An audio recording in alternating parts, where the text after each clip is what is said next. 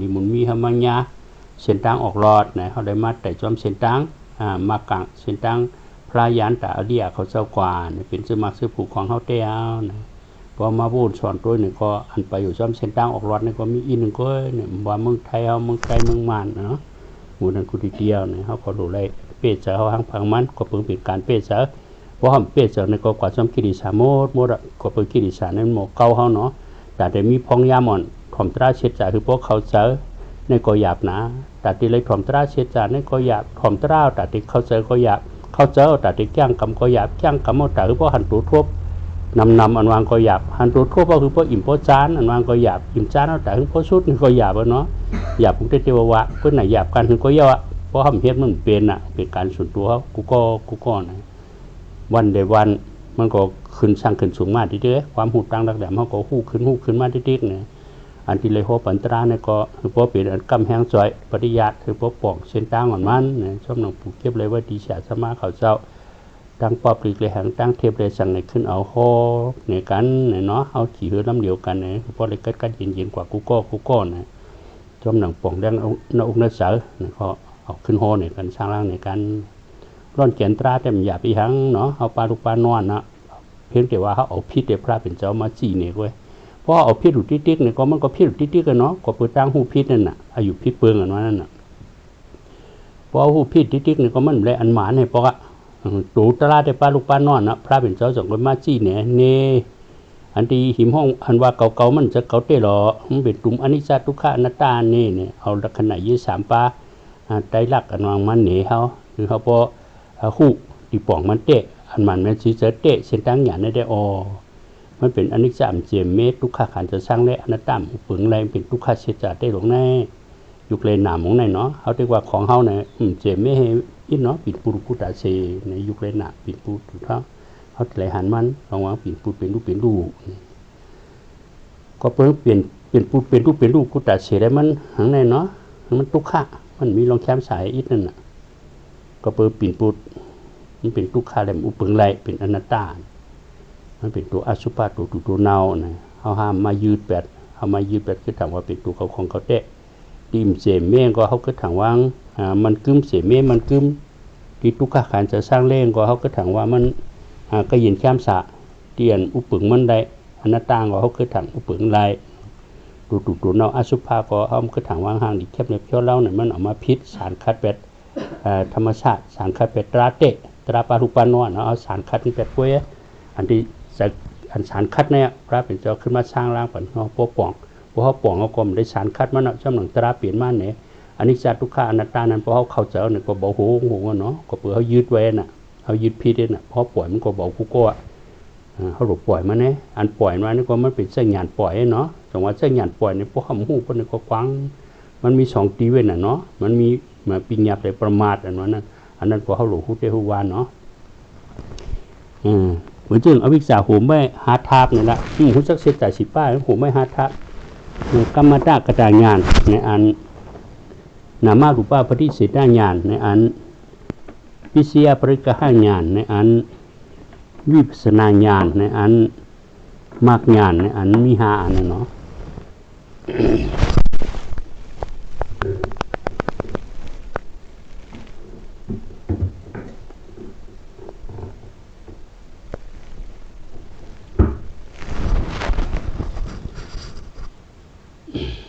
อันไม่เป็นนอกศาสนาอันไม่เป็นเนื้อศาสนาเขาหลุดเข้าใจเท่านั้นเนาะกรรมตากระจายญาณว่าไม่เป็นนอกศาสนาเพราะเขามีนอกศาสนาเนี่ยก็เขากลมทบตราอะไรอันนี้มันหมันเมียนอย่างคือพิสินก้วยนอกศาสนาเนี่ยแต่เต็มหมันเมียนตัวถึงนิพพานเนี่ยเป็นเส้นตั้งญาณเนี่ยเพราะเขาไปจอมเส้นตั้งญาณเนี่ยก็มันหมันเมียนให้ปกันเนาะพิรุติกะสองว่าเพราะเขามาญาเสียจามเลยถ่อมตราเสียจากเขาเจอเพราะไหนเขาก็มีเนื้อเส้นตั้งกามเส้นตั้งนอกศาสนาในทิฏฐิกันเนาะอันในห้องว่ากรรมตากระจายญาณโอ้ให้ดีเลยดีให้ให้เลยให้เนี่ยเป็นเส้นตั้งกามไม่เป็นนอกศาสนาอันนี้เป็นเนื้อศาสนาเขาอยู่นอกศาสนาเนี่ยเขาว่าเจ้าพูดเนี่ยเขาญาณเขาไปเข้ามาเนื้อศาสนาเพราะในก็ได้หนึ่งพูดร้ายในการต่างหน้าก็พูดนอกศาสนาเปิดปาสินศิลาก็มีอยู่นอกศาสนาพวกให้การสมถะก็มีอยู่นอกศาสนาพวกนั้นก็ปื้มเข้ามานั่งญาณพวกเข้ามานั่งญาณในพวกนี้ก็ได้เกิดเนื้อเส้นตั้งกามนั่นเองพอให้สมถะเนี่ยก็เป็นจันทางจานอันนี้เนี่ยมันเข้ามา นั่นเส้นทางหยานเส้นทางเสจะเส้นทางออกรอดเนี่ยมันเลยเข้ามาป้อมเข้ามาเนี่ยก็หันเส้นทางออกเนาะตาเกิดนั่นเส้นทางกดเส้นทางกดเส้นทางงอเส้นทางตะมุเตียเสจะสั่งการให้ก็ขอมานั่นเนี่ยถึงนานๆก็มาเมืองคนเมืองผีลงกว่าขึ้นอเปวันก็เมืองหลังให้แน่ตาเกิดให้นั้นนอกศาสนานั้นย่อมตัวเพราะมันหมันแม่นอยากคือพิธีเนี่ยเนาะโปมีเตเมมีเตมีลูกยิงลูกชายหลานยิงหลานใจโผเมพี่ช้างสักคนมีเตเป็นปิญญาเสนโลกาอยากคือพิธีอันนี้หมันแม่เตต่อถึงนิพพานอันนี้มันหมันแม่อยากคือพิธีเนี่ยมันหมันแม่ถึงนิพพาน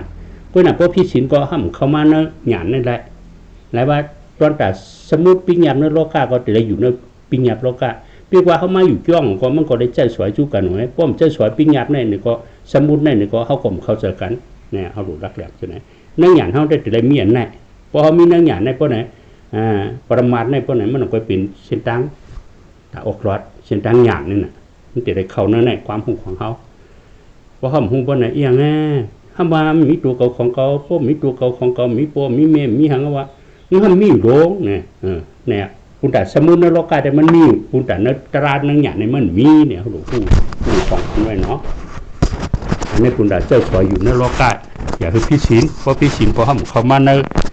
เส้นตั้งหยานได้เนาะมันเข้ามาในเส้นตั้งหยานได้เพราะพิชิน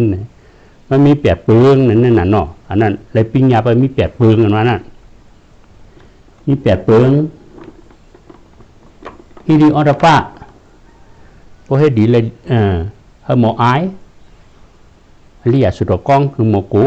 เลยคือหูตั้งไอตั้งกูนั่นน่ะคือหูตั้งไอ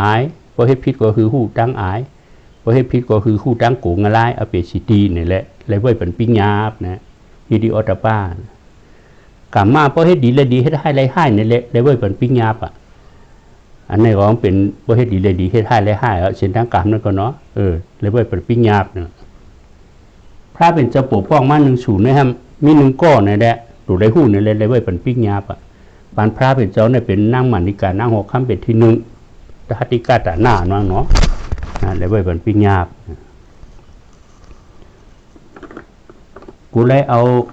พิษเมียนปิญญานันเรียกกรรมมันการมากัดผูนี่เลยไว้ปิญญาบอ่ะเอาโปตายเอาเมตายเอายานตาตายควายกึ่งสังขะเอาพระเป็นเจ้าเดินออกอันนี้แต่จงพระได้เฮ็ดจัดแน่พอได้เฮ็ดพอไหนเต็มตักย่างตรา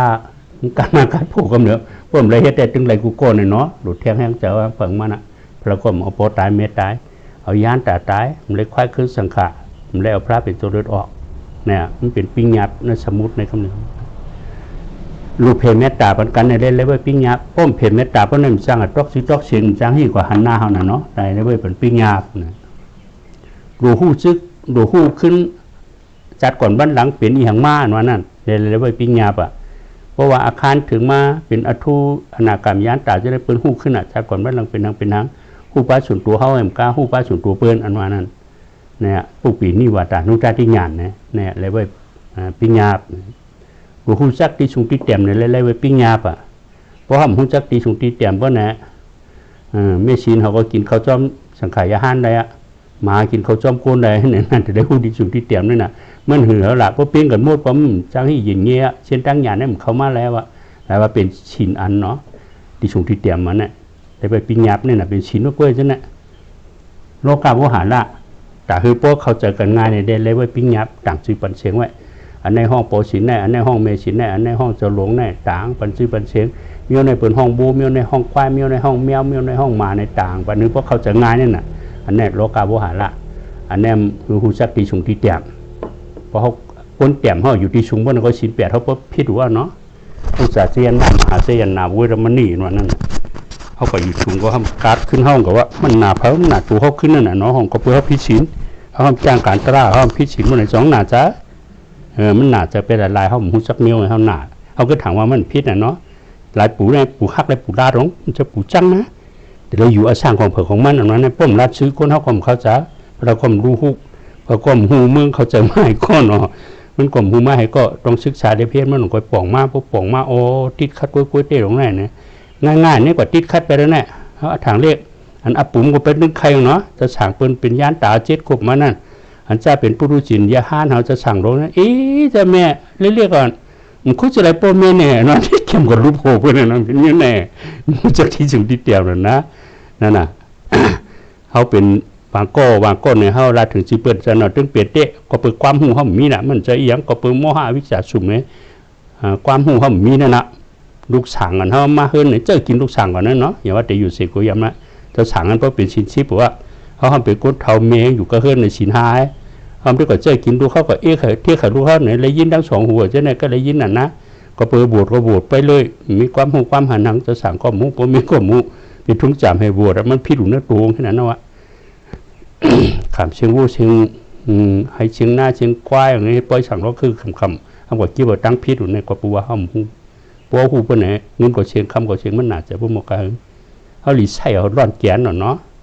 เขาก็เอาน้ำหลายๆมันเลยตัวงมทั่วหังคือหลายๆน่ะคือหลายๆปลายปิดตั้งพิษอเปียเหตุการณ์มาการผูห้างเขาแทงว่ามันก็พิษอยู่นะวิญญาณสมุติเนี่ยในที่ก็พิษชินแบบนั้นแต่บางมันหมันไม่อยากคือพิษชินว่ะมันมีหลายเมี้ยวมีหลายเมี้ยวมี8 เมี้ยวเนาะจะหลวงกลมหัวหันคนนั้นหลายอันเนาะฮิลิออตป้าคือหมอไออเลียสุดก้องคือหมอโกอเป็ดเงล่าเนี่ยได้เลยไว้ปิ้งหยาบพอเฮ็ดดีเลยลีเฮ็ดให้เลยให้เนี่ยเลยไว้ปิ้งหยาบหวานพระเป็นเจ้าหนึ่งสูในมีทีหนึ่งคนให้การตาหน้าเนี่ยเลยไปปิ้งหยาบเนี่ยแต่ที่การตาหน้านั่นกูเลยเอากูเลยพิษแมนปีจันนันเรียกรรมการมากัดผูกูเลยเอาโปรตายเมตตายันตาตายคว้าเกินสังขารพระเป็นโยนเดินออกกันวางเลยไว้ปิ้งหยาบดูหู้ขึ้นจัดก่อนวันหลังอันปนมาดูเลยงานพวกปีนี้ว่าแต่นู้ได้ที่งานอันวางเลยไว้ปิ้งหยาบแต่ที่เพเมตตาปันกันเลยไว้ปิ้งหยาบดูหู้สักดีสุงที่เตรียมเลยไว้ปิ้งหยาบดูเจ้าหลุดสวยความสวยในโลกาเลยไว้ปิ้งหยาบโลกาโวหาละมี8 เปิงไหนเนาะอันนั้นเป็นในสมุติเนี่ยในตึกเป็นนอกศาสนานะการนอกศาสนาเนี่ยพวกห้องป่วงพวกในจงให้เข้ามาในศาสนาในไรเขาแลเนาะกวางนั่นแน่เขาอ่อนกันกวางตายเกิดแล้วกวางนับปิ้งหยาบสมุติเนี่ยนั่งหยาบนั่นเขาได้ใหญ่เลยจะเรียกขังกับปู่สร้างร่างปันให้ในพวกเขาเจอก็แล้วว่าลาได้ก็อยากจะเรียกอันไหนปริยัติสร้างร่างปันหึงโปเบาหึงโปว่างหึงโปห่างคือศีลเขาโปมันแต่เขาศีลมันนี่ก็อยู่จอมพิจุปานเนี่ยอธิการปุ่นมั่มหนูวนขึ้นขพี่กายพิษอะหนูวนขึ้น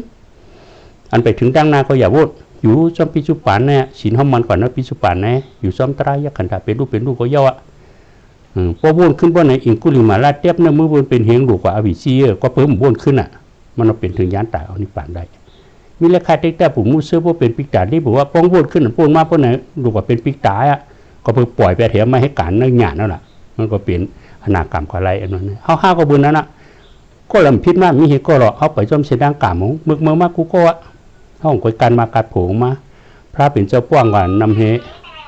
มีถึงมีแซนนั้นนำกลางการเนี่ยเขาตายเกิดเขาเมื่อมากน่ะเนาะใครเปลี่ยนเฮียงมากก็เยอะเมื่อมากก็เยอะอันปูนมั่มหลวงบนขึ้นเขาก็เข้ามาเนื้อหยาดไปเลยย่อเมื่อเขาอยู่เนื้อหยาดอยู่จอมพิจุปานพองยามอันนั้นก็ย่อกว่าชุกนอนเขาก็ยักตราเนี่ยเป็นชื่อมังเสื้อผูทั้งวันไหน2 ลีโทนอนนั่นน่ะช่างจะได้ควบคุมหังเนาะสร้างร่างในกันอันใดเจ็บปิ้งหยับในโลกามีหลายเปิงมี8 เปิงเนาะเขาเจ้าเขาเจ้าก็ไม่เข้ามาในเสียงดังหยาเนาะเนี่ยเพื่อให้ดีเลยดีให้ได้ให้ในโปรเมได้สอนเขาเต็มที่ก็เสียสมาเขาสอนเขาเนาะพุทธภาษาของเขาในตึงวันนั้นนะให้ดีเลยดีให้ได้ให้ดูให้การดีได้ก็ได้เสียนก็อุบกันขนาดนั้นผมมีก็สอนเขาให้การดีลูกเงื่อนเวการเมื่อไหร่ให้ดีเลยดีให้มั่งดีให้การให้การเมื่อไหร่เขาก็หยุ่มผมไม่เอาไว้เขาหยุ่มมาเขาหยุ่มถึงตีข้างผังมันน้ำมือเลยเนี่ยเขาหยุ่มจะหยุ่มมิดอีเดียนะเขาหยุ่มเตะหยุ่มบานะกรรมตากระต่างงานพอให้ดีเลยดีให้นี่เขาไม่ให้ดีที่สุดอะให้ดีที่สุดเนี่ยเป็นอย่างเป็นเส้นดังงานนะเนาะวิปัสสนากรรมไปแล้วล่ะลูกตีกุศลกรรมอกุศลกรรมเห็นมาเป็นวิปัสสนากรรมไปแล้ววิปัสสนากรรมมันได้เป็นญาณนะเพราะวิปัสสนาเป็นในจ้องก็มักญาณในจ้องก็มักญาณก็ปูญาณนิพพานเป็นเส้นทางออกรถก็เดี๋ยวเขาให้การตราในการวิปัสสนาหมายว่าวิปัสสนากรรมนั้นแก้ขึ้นกรรมใช่ไหมกุศลกรรมของแก้อกุศลกรรมของแก้เนี่ยเนาะเขาห้องขอกูอกุศลเขาห้องกูห้องใคร2 จะเมียวเนี่ยติดแต่อันนี้ใครอันดีห้องใครอกุศลได้กูน่ะ จ้องเฮ็ดก็หมู่ตัวเนาะกุศลกรรมมันมาอะไรวะติเตเนี่ยกุศลก็เลยแตบอกุศลก็จะได้แตบเนาะมันก็เป็นอโหสิกรรมเป็นนิพพานชั้นสาอะไรนั่นน่ะเพราะพระเป็นเจ้าแตบในกลุ่ม3ไม่รอมาเร็วแน่ปานบุญสันตราในรู้ได้รู้ว่ารู้ลูกรู้เม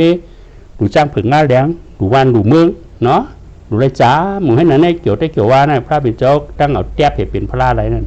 เขาห้าก็วนนั่นเนาะเขาเฮ็ดด้วยการดีจะแน่เขาอยากไปกว่าจับแป้นในใครเพราะจับแป้นในใครนี่ก็เป็นตั้งผู้พิษตัดราติที่ว่าเนี่ยพระเป็นเจ้าแตบบัดตัดราติที่เนี่ยจะเสียยามห้องปู่นะปู่กว่าเขาวันมาหมกซ้ำการที่การแม่ในตัววนหนังเก่าในลาเนี่ยปุ้ยนาปู่นะสองเจ้าในบอกนะเจ้าเนี่ยเนาะไอ้น่ะเขาก็ลวงตัวเขาแปดกว่าการดีมาเป็นของเก่าขึ้นนี่เด็ดขึ้นนะเขาในลีหนาเขาในหูหนาการที่การแม่ในตัววนหนังเก่าในลาตั้งอย่างนี้มันเขาก็เป็นนันเฮ่เขาเงินก็เชียงคำก็เชียงฮือก็ฮือกำนำตัดราติที่เนี่ยลิกูน่ะพุทธภาษาเขาเนี่ยก็จ้าแป้นนั่นเองเอาเป็นตนามานาติที่กวบหนึ่งมันติที่ก็คู่พิษแปดอันตาหน้าดีแต่หน้าเมียตาเทวทัศนิพพานเอามาเป็นของเก่าแวดนั่นน่ะ หมาหน้าก็มีจอมแถวอ่ะพอเราได้เฮ็ดเลยช่างเหมือนเดิมก็เววิชาก็เก่าจ้าหนังนึงก็เชียงนำข้าวเชียงนำเน้นเนาะหมาหน้าหนังมาจอมกันโน้มันผาดกันน้องแต่หน้านี่ก็อิ่มเตื้อไอ้เจ้าว่าเปลี่ยนป้าปิ่นซาตรานการมาการผูกในจ้องกอมหูเพราะเขาทำเสียจากเขาเจอเขากอมหูเนาะเปียกว่าเขาจ้างตราก็มันตีดูตีตนามาหน้าได้ที่ที่ก็ในการแต่หน้าเขาก็กวาดตีดูเนื้อสินสีด้าเขาก็กวาดตีดูกว่ายืดดูให้นั่นน่ะยืดดูเนื้อการดีกุศลนั่นน่ะมันใครเปียดน่ะกุศลได้ให้มากูใครเปียดหรอกุศลมามันใครเปียดวะมันก็ยืดไปกุศลนั่นน่ะมันถือเขามานั่งหยาดนั่นแล้วก็ยืดเดินนั่นก็เป็นเชิดตั้งรองขึ้นเหรอตัดราติทีนสองจะเจอเนาะเนี่ยหมกกันแน่นะตั้งหยาดมันวางได้แล้วเนาะเพราะเขาเจอปนเนี่ยเขาวางโอ้เขายึดพิษตีตรงนั้นแพ้เป็นเจ้าก็จะเขาแยบเป็นในคือเป็นอโหสิกรรมลงเขาห่มหัวได้กว่ายืดด้วยกุศลกรรมได้ด้วยแต่อกุศลกรรมแต่ว่าเขากุศลกรรมเขาใครเขาก็พิษดูง่ายติเตียนเด็กกุศลกรรมเขาจะได้ตัดขึ้นของเสียดังหยาดได้วิปัสสนาว่าในตัดปะกุศลกรรมนั่นกรรมลำก็แยบกรรมผือก็แยบกับไล่โลก็แยบอันนั้นน่ะเนาะแยบกุมิวละวิปัสสนาเนี่ยมันจงก็เป็นอโหสิกรรมเป็นนิพพานชั้นสาอันนี้นอกศาสนากรรมตากระดาญาณเขามาในศาสนาเนี่ยเขาอ่อนเขามากก็แม่นำมาหลุป้าปฏิเสธได้ญาณพิเศษปริกหาญาณวิปัสสนาญาณมากญาณเนาะอันนี้เป็นนาติโยกีเฮจังตระจังวิปัสสนาอันนี้นาติสระสร้างล่างบรรสามอันนี้นาติตระเปิดปันเนี่ยนำมาหลุป้าปฏิเสธได้ญาณเนี่ยอันนี้อันดำรองครึ่งหน้าคนจังตระเนี่ยหรือคู่อยู่คู่หนำมันว่าอันนี้หลายช่างล่างเปิดกันกูวันเนี่ยอายุพี่เปิงเขาก็มาคำหมดที่ยุคหนามในที่นั่นนะมายืดยุคหนามตัวเจอเนี่ยมาเป็นของเก่าได้ที่นั่นเนาะพอมีตัวเขาก็ของเก่าคู่ของเก่าในเป็นแต่นำมาหน้าที่เป็นป้าเป็นซาตราไปที่น่ะพอเขาเจอในยุคหนามขนาด5 ปาในเต้เนาะของที่มันเขาเรื่อยๆเคยเกิดมาที่มันเขาไปเลยถมราชจางมันก็ถึงเป็นเก่าทั้งตัวเนาะเผอก็ว่าเก่าทั้งนั้นพอรวมมันอย่าลุกขึ้นเพราะมันจะเก่าหนึ่งก็เป็นทั้งวาน่ะนะมันเอาเพชรเป็นของเก่าเต้นั่นน่ะที่เต้นได้ขนาด5 ปาออกมาเป็นเก่าก็ไม่ให้ได้มาใช้ออกขึ้นขนาด5 ปานั่นน่ะเราได้ช่างล่างเป็นขนาด5 ปากันได้ติ๊ก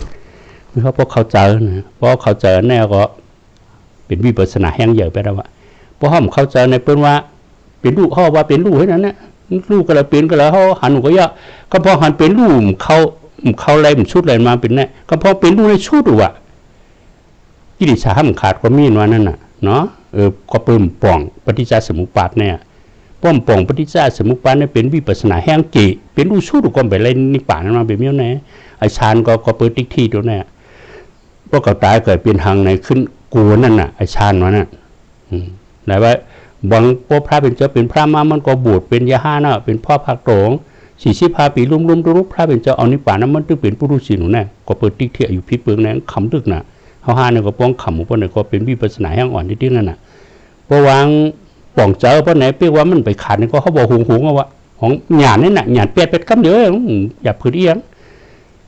รับตาให้ปล่อยก็แล้วมึนตายปล่อยก็แล้วโอ้หิมห้องว่าเขามันจะเขาเต้นนะตุ่มอนิจจทุกขานัตตาทุกขาเสียจ่าลงนะพอร้อนเกียนเสียดังหยาดได้โอ้โปก็ทุกขาเสียจ่าเมก็ทุกขาเสียจ่าผัวมีอ่ะลูกกว่าล่างอ่ะทุกขาเสียจ่าหลายๆนี่ก็มายึดในเลยดังนักเต้นนะอุตสาห์ปีเสอุตสาห์รอกี่ของผงเสียงรอก้างก็ตึกมายึดเป็นของเก่าที่เต็มมันมีเก่าของเก่ามีเกลือนะอุตสาห์รอกี่ก็กำไปเกิดก็มันมีไว้เอาของเจริญโลกะเขาตายก็มันนำกว่าจอมเขานะ กัดงานบอกหงเนาะอย่าไปเฮ็ดอย่าไปหาคือนอนวันหนูนะพลัมเลยว่าเฮ็ดหาที่ตั้งหนูเฮ็ดหรือเก่ากันนะเนาะอย่าว่าเตะเลยถอยละของตัวให้การตลาดในดูเลยใกล้หรือเก่าเฮ็ดยังเลยเฮ็ดติ๊กหนูนี่อยากเป็นลูกหนูพ้นสอนในยุคนั้นหนามเขาติ๊กนั่นน่ะไอ้เจ้าว่ามันจะเก่าในคือเขาพวกขันคือพวกจังเจนแรงพวกป่องนะองค์น่าจะคือพวกอิ่มพวกจานมันถึงพวกแจ๊บเป็นไรเตนั่นน่ะอันอยากตราก็อยากอันบุญสอนก็บุญสอนจอยติ๊กนั่นเอานะมุ่งสอนเนออันนี้จะทุกข้าอนัตตาเป็นดูไว้ละเขาก็ยึดพิษให้นั่นนะว่ายุคนามช่างนั่งในยุคนามกันยุคเวทนาสิญญาสังขารวิญญาณเนี่ยนะขณะหาป้าเขาเนี่ยเนาะคันถามมีหลายป้ามีหาป้าอย่างยุคเวทนาสิญญาสังขารอย่างทางก็วิญญาณมีหาเนาะยุคนั้นเป็นตุนตูเนาะตุนตูเขาในจ่องพูดไล่แต่เสียห้าพูดไล่แต่เสียนอยุคในพูดไล่แต่เสียนอเวทนาแน่รู้ข้าพ้องเอาลงลีเลจ้านอสิ่งอย่างแน่รู้มีการต้องนอสังขารแน่รู้โสดส่วนคือสร้างหางปองนอมีเงียนแน่รู้เจอหู้นอพูดไล่ข้าพ้องลองต้องขึงสร้างลองจังเจอหู้หาอันจู้หู้ได้ขันถ่ายเอาไหนเนาะความใจเขาเนาะปีนมาตั้งมันก่อนเนาะปุราในมันมาเผาเปียนขานซามาตาปิ้วเปียนทีวียินง่ายอินขานธามาตในความมันความใจของปุรายข้าพองลองตองขึงช้างลองจางเจอหูหาอันสุหูตาขันถ่ายเอาว่าด้วยปุราย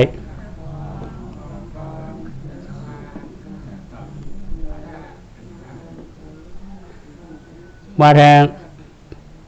ปูลายห้าพองลองตองขึงสางลองจางเจอหู้หาอันสู้หู้ดาขันถายาวว่าทั้งกำเนาะปูลายห้าพองลองตองขึงสางลองจางเจอหู้หาอันสู้หู้ดาขันถายาวในเนาะยุบดินน้ำลมไผ่ตุนตัวเขาเนี่ยมีนาทีปิ่นปุรุกุตาเสเนาะเนี่ยปูลายขึ้นดูให้ปอทันน้ำเอาซับเอายากันดินน้ำลมภายในทันน้ำก็เอาซับเอายาปิ่นปุรุกุตาเสมขึ้นหรือในอะไรว่าปูลายฮับพ้องในเวทนาในมีนาทีฮับเอาหลีก็มันฮับหลีก็ฮับปานกลางของฮับเนาะการต้องในสิ่งอย่างนี้มีนาทีต้องเนี่ยต้องที่ได้มันนั่นแหละนาทีของมันสังขารเนี่ยมีนาทีโสดส่วนคือสร้างหางป้องวิญญาณเนี่ยนาทีหู้ในที่ก็เอาให้การเผยการมันให้เป็นรูปซ้อมกันเนี่ยเนาะการเผยการมันหิมกันเนี่ยนะดินน้ำลมพายุในก่อนนาทีปูลายที่ที่ก็เปิดทันน้ำออกจากบ่อยายปูลายนั่นที่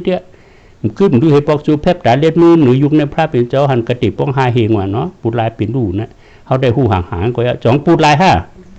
ดินน้ำลมพายเขาปูลายกุดาชิมจะห้าเนาะกำไม้กำกัดกำเกียนกำโอนกำตรงกำหนิมทันน้ำมันเอาจับเอาย้ายน่ะเนาะพอหวังที่มาทันน้ำปูลายก็หันป้าเนาะไหนว่าทันน้ำนั่นนะก็เอาดินน้ำลมพาย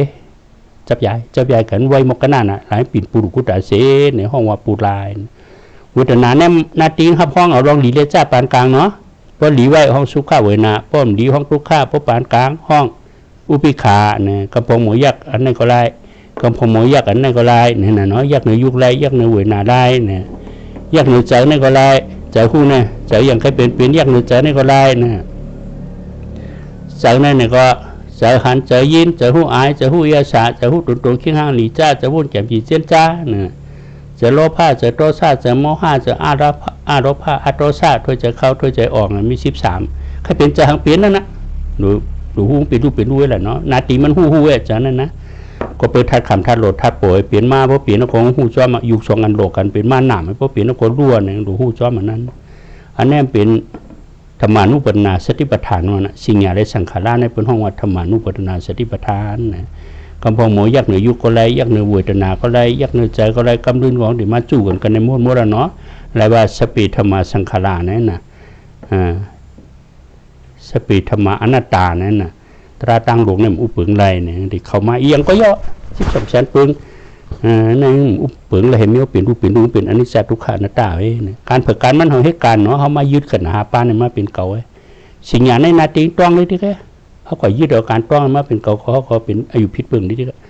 สังขารเนี่ยนาทีโสดส่วนขึ้นสร้างหางป๋องมันเป็นหน้าการขณะหาป้ายเนาะ จงว่าเขาให้การด่านหน้าเพราะเขามายึดจะได้เป็นของเก่าเพราะนั่นก็เขาก็เป็นอายุพิษเปิงนี่เถอะด่านหน้าเขาได้ส่งถึงมาผูกนิพพานเขามาหย่าแปดนั่นเองเขามาหย่าให้เอาเฮ็ดคือเป็นด่านหน้าลองขึ้นโจมขึ้นในเขาก็พิษไปเท่านั้นนะคันถามมีหลายป้าก็มีหาป้าเนาะมียุคเวทนาสิญญาสังขารวิญญาณในเนาะขันหาป้ายเนาะเอาเหตุการณ์ประการมันเป็นรูปซ้อมกันจงเขาจะกำเนิดทำไมจงเจอจงมีก็ไม่ยิ่งใจเนี่ยเนื้อขันหาป้าแน่เพราะนั่งหยาดว่าเมียเนาะยุคนี้ก็ลิ้นน้ำลมไพ่เพราะเขายากจงเขาหารเขานั่งมาในป้อมอุ่นก็เกี่ยนหันกุกอเนาะป้อมไม่ก็กับทัดไพ่เหนเขาก็หันกุกอป้อมตรงนี่ก็นิ่มจิ้งทัดร่วมกันเหนทานน้ำมันเอาซับเอายาเนี่ยวางพอคนน้ำตาขี้มูกบ่ย่อยบ่หยอดนั่นก็ทานน้ำนะนี่น้ำลมไผ่นาติปิ่งปุรุกุตาเสเนี่ยเฮาหันกุก็เนาะบุตรนานนี่รู้จังเฮาหันหลีไว้เนี่ยก็มีหลีนี่ก็มีปานกลางนี่ก็มีมันก็เป็นรูปเป็นนาทีครับพ้องนาทีมันนาทีบุตรนายบุตรจึงยกกับบุตรนาข้างล่างเนี่ยนะมันเป็นทุกข้าววิญญาณนี่นั่นเนาะก็ไปมาต่างชื่อเป็นเสียงน่ะลูกว่าหวานลูกเอลเจ็บหูใครเอียงในบทลาดกว่าอันไหนยกกับเขาชิบไปหุบก้มก้ามันเลี้ยวในนอจึงต่างอะไรดิ้งน่ะนะที่ได้เป็นบุตรนาเนี่ยเพราะหลีไว้นี่ก็สุข้าเวนะเพราะหลีก็ทุกข้าเพราะปานกลางก็อุปิขะเวทนามี5เปิงเปิงลาด3เปิงขึ้นเขาจะง่ายสิ่งอย่างนั้นนาทีต้องให้ที่จงใจเขานาทีมันให้การต้องเลยนะเพราะฐานเป็นของเก่าเนี่ยเพราะต้องมันหลีมันเนาะเนี่ยเพราะลาได้เพราะมาลาได้คุกจะไรขึ้นบนเพราะจะลาทำไรหมกกันได้จำมันนี่ไม่ต้องลิ้นเนาะเพราะเขียนขึ้นเขียนวันเดี๋ยวหมกเหือนะนั่นแหละสิ่งอย่างก็เหมือนจะของเก่ามันต้องของได้มาความสายเมาในห้องไรมัวเราพอเจอห้องกุยนั่นมันเปลี่ยนนั่นมันสายเมาห้องในห้องจอมไรแบบนี้นั่นเนาะสิ่งอย่างการต้องมันจะของเก่าสังขารานั่นก็คือสร้างห้างปองกุฏาสิงจะเฮ็ดเมี่ยวถอกอันตูถอกอันเน่าก่อชุกหน้าอาบน้ำกินข้าวกินพักเฮ็ดข้าวค้าขายก่อจมรถจมกาจมหนังสังเลยการดิ้งเนี่ยสังขารสอนใจของเก่านาทีขณะ5ป้ายก็เนาะพอมายืดเป็นของเก่าก็เป็นปิกตานะเขาอ่อนกูเขาอ่อนโกกองมูเขาอ่อนให้โดยจ้องหลงเขาอ่อนให้โดยติจ้างตราพวกมีเก่ามันเป็นก็ได้แต่นำมานาทีขึ้นได้ถูกตายเป็นเพศได้เนาะก็ยืดอาการดีนึงก็เสียงคำก็เสียงคือก็ยืดออกมาเป็นของเก่า2อย่างนั่นน่ะเขาหาตายเกิดบนนั้นเนาะหลวงปู่มันก็หันเจ้าสั่งอ่อนนักปีนาง2ก็กูค้ำมันว่านั่นเฮียงแน่หูมาเฮียงกูค้ำแน่เขาค่ะก็กองมูยังเต้นเยอะเขาค่ะตายไปดอกนั่นหูปอดไหลเชื้อโรคการดีหูหลุดเปียได้แน่แค่หูที่เอาหมกอุดเอาปูนเอาชั้นนี่กว่าก็มันเจอเนี่ยเขาก็เข้าใจเขาก็ปูนจัดเพียดปีกตาเขาก็เป็นคุณพี่นางผีมา2ก็พี่น้องในปานปู่มันเขาใครขึ้นนั่นเนาะเนี่ยพอเขายืดเขาก็เปลี่ยนนะอันที่เขาหันรูปไล่จอมการจ้องของสินเชื่อเป็นนั่นเนี่ยก็เพื่อเจอติดกันในการฐานะสังขารและการถามมาเป็นเก่านั่นนะว่ามันหูเชี่ยวจ่า2เดียวเอาเป็นที่เขาเนาะเมื่อเราเขาเข้าใจเชี่ยวจ่ามันจะเก่าขณะหาป้าในนาการเผนาการมันเฮ็ดได้หลวงนั่นเนี่ยเพราะเขาเจอในก็มันเปลี่ยนนะเป็นฐานะเป็นสมัครเสื้อผูกของเขาว่าเพราะเขาเจอในการฐานะศิลาเจนเอามาเป็นของเก่าพวกนี้ก็เขาเฮ็ดถูกก็มันเป็นสมัครเสื้อผูกหรอกมันเป็นตายเกิดได้เป็นห้องวุฒิฐานะปั่นหัวให้ที่ย่อมตุบวุฒิศิลาสินศิลาปั่นหัวให้ที่ย่อมด้วยเพราะผู้จักเสียจ่าเพราะในได้เป็นวิวุฒิฐานะจุงออกพ้นโบสถ์วิวุฒิศิลาจุงออกพ้นโบสถ์เนี่ยเนาะจะหู้แล้วก็นาติวหู้เอ็มจ้าจงมีเก่ามีเนาะมันมีเก่าเต้เนาะเขาเฮ็ดนาการเผนาการมันเนาะจงเขาเข้าใจเลี้ยเนาะก็ไม่ขันหาป้าในลูกกระมาเขามาใส่ด้วยติงลูกมาดูมันจะเก่าจงจะเต้ลูกมาก็เลยก็ลูกมาที่ดินน้ำมันไผ่ลูกมากางหา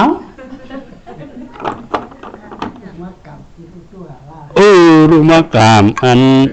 จีกันอุตุอันอาหารละอันเนาะอาจงตราสีป้ามาเป็นขณะหาป้าเนาะกามในพวกเฮ็ดดีเลยดีเฮ็ดให้จงมีก็มายิงใจจีกในเตบริสันเทวิญญาณจงมีก็มายิงใจจำเป็นตัวโกนออกมาอยู่ เป็นน้ำเจือนก็เป็นอุปทานเนี่ยอะไรจะแปลนไว้มันขาดอะไรมาเตปฏิสันเถมันมีก็มายิงใจเนาะป้อมเดี๋ยวว่าอันนี้ติดน้ำเจือนคาเรียงขมัดเตียวเนี่ยเนาะจองทำใจเนี่ยจองใจเนี่ยไม่ชินองขมาอยู่ในตรงเมพงขนาดขมาอยู่ตั้งตู่ตั้งเจิมอยู่นั่นนะแนวก็เอาพิษน่ะนะกะล่าล่าอย่ากี่ว่ามันห้องน้ำเจือนนั่นนะมันมีก็มายิงใจอย่างก็เปิดตนาอุปทานกรรมอะไรมาเตสาตีเนี่ยนะสิกอย่างนั้นสาธิปฏิสันเทวิญญาณอุตุมาอยู่ในตรงเมียถัดไฟเมียหุ้มเหมือนเขาถึงใหญ่พอเกิดออก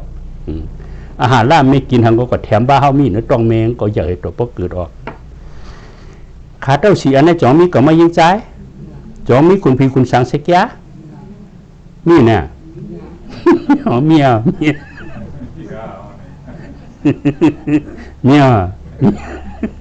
อยู่อ่ะมีขณะเป้าลูกกระมาขณะเป้าลูกกระมาลูกตีกามลูกตีสิกลูกตีอุตุลูกตีอาหารล่าเนาะไอจองตราสีปาไอจองตราสีปากามสิกอุตุอาหารล่าในจองมีก็มายิงใจคุณพี่คุณสังเสกยาอย่างมีเนาะมาเลยไอโจตราขณะเป้าในรู้จงแต่มีก็มายิงใจ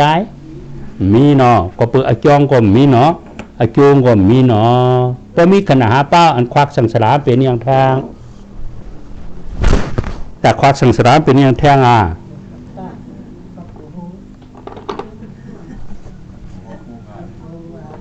ถ้าถูหัวมีถ้าถูหัวเนาะถ้าถูหัวอย่างตาหูคูหลังเจียวหัวหูตาสองหัวสองคูหลังสองหูมีหัวหูป้อนเนาะไปจ้าอย่างเที่ยงตาหูคูหลังลิ้นโตใจแมวนี่นะทางเจียวหนาวหู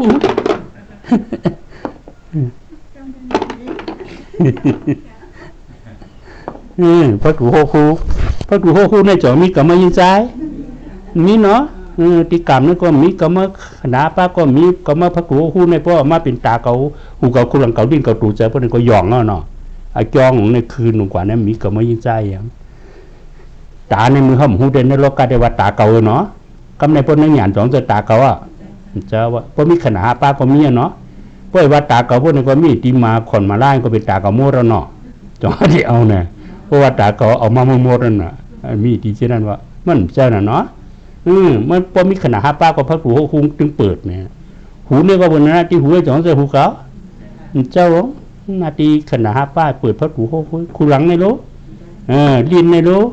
อายาสาตูในรู้มโหใจในรู้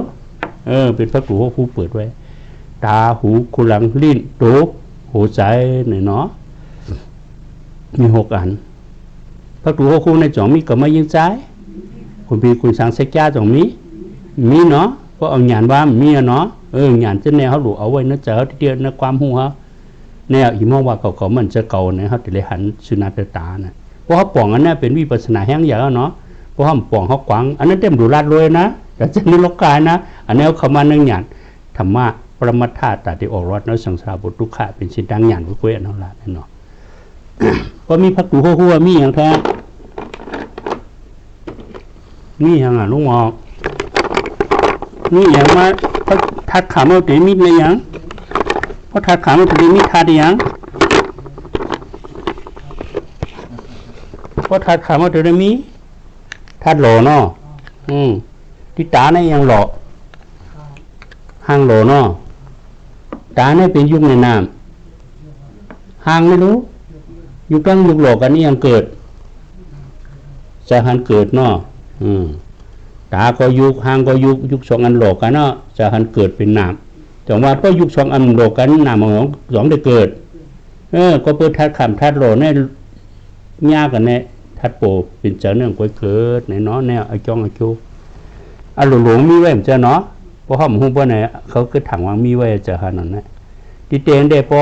ตาอะไรตั้งห่างรอกันเพื่อไหนจะหันความเกิดป้องเกิดแล้วสองดูจ้อมผู้ไว้น่ะเนาะอันนี้ชื่อกันเนาะพับนี่มันเรื่องพามยำแช่นี่ก็เรื่องเนาะจุดเพชรตาเล่นมือกระติป้องแสนปลายแบบพระเป็นเจ้าหันเป็นลูกเนี่ยจุดเพชรตาเล่นมือกระติป้องหาเหงว่ายุคในพระเป็นเจ้าหู้ยุคตั้งยุครอกันเนี่ยเป็นม่านหนามสองไว้เนี่ยพับนี่เนาะว่าไว้หรือเนี่ยก็ไว้หรือเนี่ยแทงเนาะไว้น่ะเนี่ยมองหยาเขาเนี่ยผู้จ้างกวางนี่คนแล้วอ่ะอ๋อพวกมิทัดขามทัดโลก็ทัดโปรเจนว่านี่มันเกิดตรงไหนเนี่ยเขาดูคู่ให้หน่ะเนี่ยพอคู่ให้หน่ะเขาฉามันมีเกาะทัดขามก็มีเกาะทัดโลก็มีเกาะเนาะทัดโปนี่สองจะเป็นเกาะน่ะมันเปลี่ยนนะทัดขามก็มีผู้ยิงกลใจก็ไม่ยิงใจคนผีคนสั่งเสียใจอย่างทัดโลก็มีทัดโปของแต่หิมีน่ะเนาะหูเนี่ยยังหล่อเสียงหล่อเนาะหูเนี่ยเป็นยุคในน้ำเสียงรู้ยังปอจะหูปอในใจยังปอ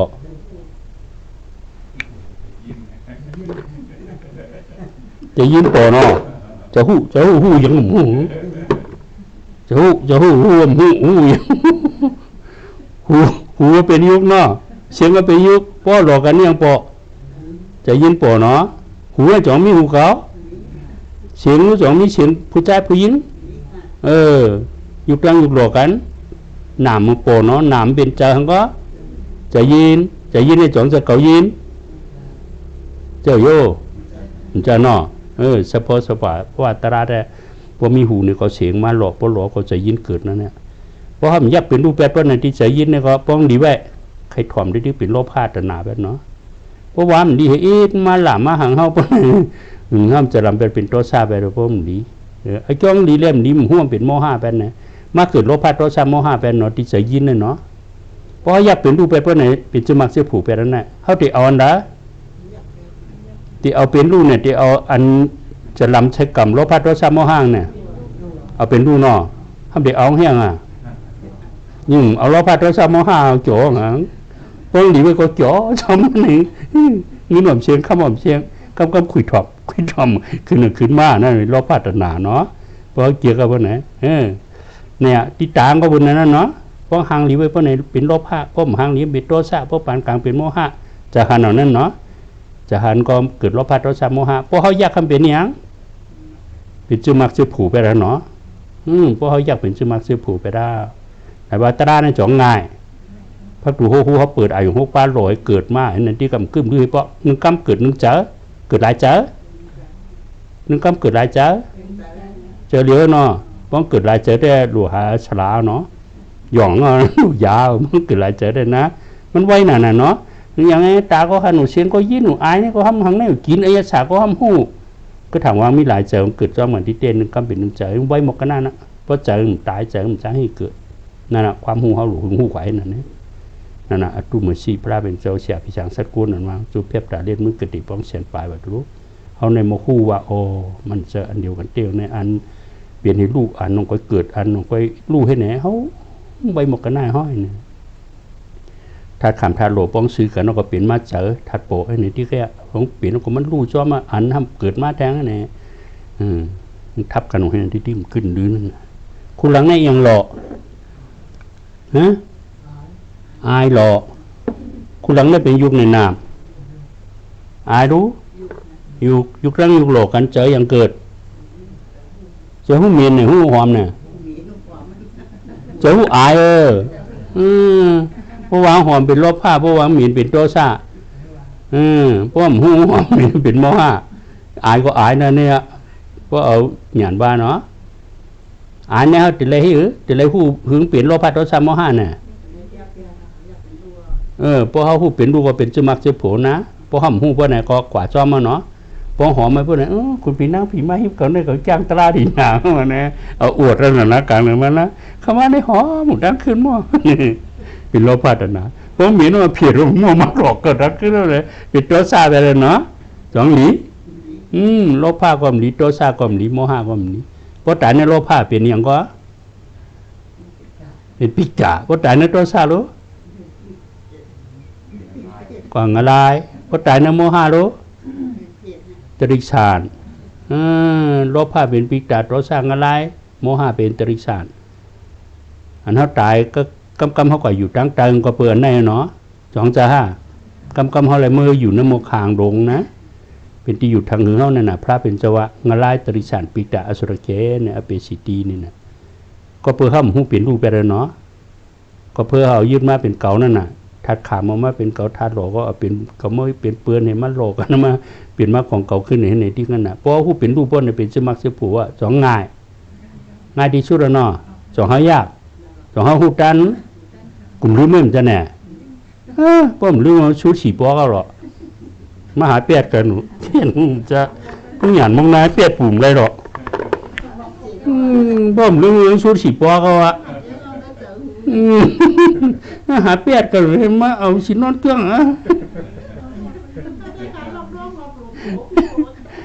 ลีนเนี่ยเนาะอย่างนั้นหรอหาลาตั้งกินหรอเนาะลีนเนี่ยเป็นยุคในน้ำตั้งกินรู้เขาหลอกกันใจยังเกิดเสียหูอายาสาดีจ้าเกิดเนาะ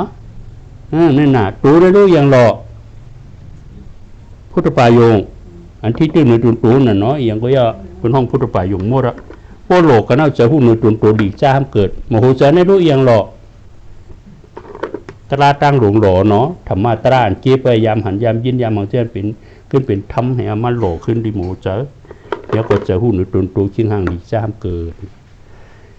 ถ้าคำท่าโรท่าโปเนี่ยมิก็ไม่ยิ่งจ้าเขาใจกันนะเนาะเก่าจ่องบาหวังอ่ะแน่คำจูจ่องในขาดหวังก็เลยขาดรอเพราะมันขาดได้มันหวังนั่นนะจ่องหวังไงเพราะหวังเป็นวิปัสสนาแห้งเยอะนะเขาได้เอาแห้งเนี่ยเอาแห้งกี่เนี่ยเพราะห้ามป่องยุคนามคันฐานในจ่องจะเป็นวิปัสสนาแห้งอยากเนี่ยชางล่างยุคนามขนาดหึงป่องอันเนี้ยร่อนเกียนตัดได้กว้างอวิชาไม้ช้องไอ้ดิปูที่ชุดนะเพราะป่องอันเนี้ยกว้างง่ายๆเนี่ยเขาแจ้งตรายุคนามมาเนี่ยเพราะเขาหมู่พวกเนี่ยก็รับตาเป็นลูกก็เป็นลูกแค่นั้นนี่ที่ไงหูในยุคนามมายืดขึ้นยุคนามขนาดเนี่ยออกมาเป็นเก่าเพราะเป็นเก่าเป็นห้องอย่างแต่ไก่อาทิตย์ที่เนี่ยเนาะอายุพิษเปิงนั่นน่ะเนาะอายุพิษเปิงเขามีหลายเมียว3 เมียว5 เมียวพระราชมาแทงกอง3กอง5เผยดีมามีหลายเมียว62เป็นหนำเต้นหนำวะอายุพิษเปิงมีหลายเมียว3 เมียว8 เมียวพระว่า8 เมียวนะพระว่า8 เมียวเมียนั่นแหละเพราะว่า8 เมียวก็เจ้าล่ะการเมทารังมันทารกุณาต้องแก้กล้วยเอาเป็นติ๊กที่มี8 เมียวนั่นเอาอยู่พิษเปิงเป็นติ๊กที่นี่นะมี8 เมียวคันธาอวิชชาพาโตติญาเตก็อายนิโสมนาสิกาละปาป้าไม่ตะปราโตโกโตมี8 เมียวเอาเป็นอายุพิษเปิงเนี่ยมี8 เมียวต้องแม่ไม่คำมากกว่าตา62ติ๊กที่วะนะ62แต่ก็อันเอาเป็นติ๊กที่วะอันนี้ครับอันนี้ก็เอาเป็นติ๊กที่อันนั้นทำติ๊กที่62 เมียวอันนี้จ้องลองเป็นติ๊กที่มายืดหนึ่งขนาด5 ป้าเนี่ยเป็นห้องคันธาก็ยืดหนึ่งขนาด5 ป้าเป็นเก่าที่ก็เป็นติ๊กที่อายุพิษเปิงที่ก็หลายเท่าไรช่างล่างในลองวายุคนามขนาด5 ป้ามันจะเก่าในช่างล่างในกันติ๊กเนี่ยนะอย่าถึงเป็นติ๊กที่เนี่ยคันธาก็ยืดมันถึงมันหนึ่งคันธา5 ป้าก็เป็นแต่ติ๊กที่เนี่ยเป็นติ๊กที่ไปด้วยเก่าเมื่อยิ่งจ้าได้ว่าอะไรเก่าของเมื่อว่าอะไรก็นั่นนั่งหยาดเขาเต็มเลยมีนะเพราะเขาเหมือนเจ้ากุฏิที่ทำแรงก็เฮ้ยคุณพักรู้เป็นน้ำเจ้าหนอพระมาห่อยุกนั่นเต็มแรงก่อนนะอันนั้นบิญญาณนรกกรรมมาเจนรกกะหรอเนี่ยมาให้นึงหยันโมเต็มเลยเนาะยุกละกำนาไม่รู้จุดกำนาไม่รู้เปิดประเนตเลยนั่นจะไล่เนี่ยได้เนาะอันเอาเป็นที่มีหลายเมียววะมี8 เมียวเนาะคันธาที่นึกขณะ5 ป้าเขายืดไว้ว่าเป็นเก่านี่ก็เป็นติ๊กที่ว่าอวิชชาป้อมหูจักเสียจ่าสิป้าจ่องเป็นติ๊กที่ป้อมหูจักเสียจ่าสิป้าก็เป็นติ๊กที่เนาะ ทุกข้าเสียจากขณะหาป้าทุกข้าเสียจากตราในป้อมหู้คนเนี่ยก็เอาเป็นเกาดิ้นกันแน่เป็นติ๊กที่ไปแล้วล่ะเนาะทุกข้าเสียจากความหูจักตะมุเตียเสียจากความหูจักนี่รถท่าเสียจากความหูจักแม่กาเสียจากความหูจักความหูจักเสียจากสีป้าในจ่องเป็นติ๊กที่เปลี่ยนเนาะทุกข้าเสียจากนั้นเป็นตุ่มยังขณะหาป้าเขาเป็นตุ่มยังตุ่มอันนี้ซ้ำเจแม่ทุกข้าขันจะช่างได้อันนั้นตามอุปเปิงไรอาชุภาตัวดูตัวเนาเป็นทุกข้าเสียจากเนาะอันนั้นเลยทุกข้าเสียจากที่นี่ก็เปิดผาก็เปิดปอแมวก็เปิดตะมุเตียเสียจากเนาะตะมุเตียเสียจากแล้วก็เป็นทุกข้าเนาะที่กติเย็นที่ออกพ้นบทขันจะในมีอยู่เป็นเสียจากหังนี่เราท่าเสียจากเนาะแต่ที่วันนี้เราท่าในเล็กการหังแม่กล้าเสียจากเนี่ยเสียจากสิบาเพราะห้ามป่องเสียจากสิบานั่นก็เป็นที่กันเนาะรายเลยโคปฏิทินถ่อมที่ขึ้นเข้าใจวันแน่ก็ห้ามป่องก็มันเป็นที่ข้างเขาที่มันหือวางน่ะเพราะป่องไว้หมูลาดไว้มันวางขาดง่ายๆคำนี้จะให้เล็บขาดให้โก้สองข้อห้ามันนั่นเทียงว่าชุดที่ลานนี้กันนะว่าไม่อยากบุลาเนี่ยเป็นลูกทุกข้าเสียจ่าเนาะทุกข้าเสียจ่าเขาเนี่ยขึ้นดูเป็นลูกนี่ก็เป็นอนิจจามเจมส์เป็นลูกเป็นทุกข้าเป็นลูกอุปเปิงอะไรเป็นลูกเนี่ยพอติดอยู่เขาเนี่ยก็เป็นปัตตุอสุภาตุตุนเอาไว้เนาะเป็นลูกขึ้นหรือในห้องวัดทุกข้าเสียจ่าเนี่ยอายุพระเป็นเจ้าขณะหาป้าเนี่ยเป็นตุ่มอนิจจทุกข้าอนัตตทุกข้าเสียจ่าเนี่ยสองเจอขันธาเขาเจอผู้กลัวเนาะขันธาเขาเนี่ยทุกข้าเสียจ่าเพื่อนเนี่ยพอมียุคหนามก็เป็นทุกข้าเสียจ่าได้ว่าคุณผีนางผีตริสารมูมาวุกไว้เป็นทุกข้าเสียจ่าบนกันหมดเนาะคุณสางหลวงที่นั่นก็ทุกข้าเสียจ่าอันมาเลยขณะป้าทุกข้าเสียจ่าตราเนี่ยก็เปิดผาก็เปิดตะมุเตียเสียจ่าตนาลบพายาก้าจื้อนำน่ะเนาะตนาก็มันลบพามันอยากก้าก็มันตะมุเตียเสียจ่าเนี่ยเพราะเสียจ่าว่าเนาะก็เปิดมันในหลวงมาเลยทุกข้าติ๊กๆนะก็ไม่พระเป็นจะปกป้องมาเข้าคู่แทงน่ะเนาะที่ออกพ้นบทขานใจมันได้เกิดเล็ดเท่าเล็ดเป็นเล็ดตายนิพพานว่ามีอยู่ได้พอมีอยู่มีหนามในทุกข้าละลายนั่นเนี่ยเขาหัวที่มีอยู่มีหนามที่นิพพานนั้นเขาหัวเป็นนิโรธาแต่ในวันนิพพานนั่นเล็กการมากลางในพระเป็นจะว่าเขาก็หัวนะเขาก็เหตุการณ์นั้นในหมดเลยเพราะป่องเสียจากสีป้าก็ติ๊กที่กันว่าเก่าๆก็มีหรอกเพราะห้ามป่องเพราะนั้นก็มีเก่าที่เดือขนาดฮับป้าเนี่ยของไม่ยึดปลาเก่าไปแล้วเพราะห้ามยึดนั่นก็ย่อน่ะแล้วว่าขันธาเนี่ยเป็นลูกหยันมากลางในหู้เหรอเป็นลูกหู้เหรอเป็นลูกนี่อันนี้เป็นลูกนี่อันนี้หู้เหรอนี่น่ะเนาะแนมเป็นลูกหู้แจงแหงยศเนี่ยมีเขาหู้เหรอแต่มุตยาในแหงไปแล้วว่าเหมือนดังมาเฮปนานเนี่ยมากลางเนี่ยมันหันเป็นลูกกันแน่ตัวในกรมเลยให้การเอาก็เพิ่มมากลางในเจ้าเป็นน่ะพวกมากลางจับมันก็กิริสาในเขามาแล้วว่าเป็นลูกเขาแห้งชุดให้ปอกก็เพิ่งหิมมันตั้งกิริสาตัวในตั้งมากลางเขาในหิมกันเขาหันเป็นลูกมึงถอยมาอันนั้นก็เหตุการณ์เนี่ยอันนี้ถอยมากว่าหันนี่เนาะเป็นลูกเขาหันไว้ยังชุดให้ปอกกันคือชุดด่างหิมมันตั้งกิริสาที่ก็